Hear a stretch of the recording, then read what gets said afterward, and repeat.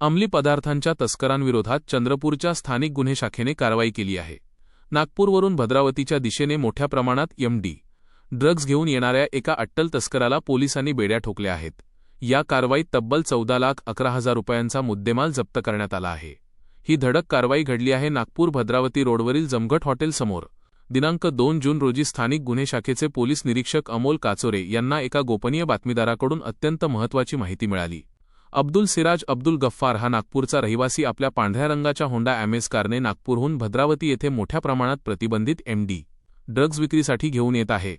माहिती मिळताच पोलिसांनी वेळ न गमावता 3 जूनच्या मध्यरात्री 12:30 वाजताच्या सुमारास जमघट हॉटेलसमोर चोख नाकाबंदी केली।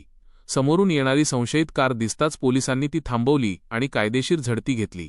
यावेळी कारचालक अब्दुल सिराज अब्दुल गफ्फार वय 40 वर्ष याच्या ताब्यात ड्रग्ज पावडर जप्त करण्यात आली। या जप्त केलेल्या ड्रग्जची किंमत तब्बल 8,50,000 रुपये एवढी आहे। यासोबतच वाहतुकीसाठी वापरलेली होंडा अमेज कार असा एकूण 14,11,000 रुपयांचा माल पोलिसांनी जप्त केला आहे।